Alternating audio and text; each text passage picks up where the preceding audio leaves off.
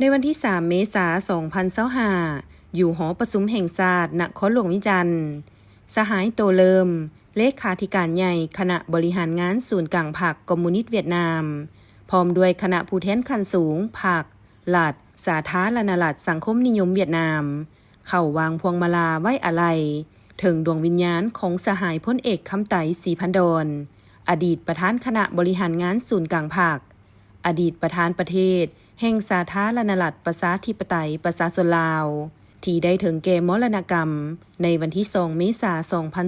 2025จากนั้นสหายโตเลิมก็ได้แสดงความเสียใจต่อครอบครัวศรีพันดรและคณะจะตั้งพิธีชาปนกิจตามลำดับและในโอกาสอันโศกเศร้าเสียดายนี้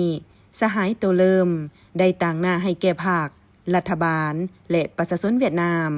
เซ็นปึ้มไว้อาลัยเพื่อแสดงความโศกเศร้า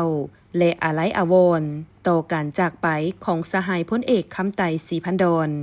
ในโอกาสเดียวกันนี้การนำกระทรวงป้องกันประเทศสาธารณรัฐสังคมนิยมเวียดนามและการนำกระทรวงป้องกันความสงบสาธารณรัฐสังคมนิยมเวียดนามก็ได้ร่วมวางพวงมาลาและเซ็นปึ้มไว้อาลัยเพื่อแสดงความโศกเศร้าและอาลัยอาวรณ์ต่อการจากไปของสหายพลเอกคำไตศรีพันดรอดีตประธานคณะบริหารงานศูนย์กลางพรรคอดีตประธานประเทศแห่งสาธารณรัฐประชาธิปไตยประชาชนลาวเช่นเดียวกัน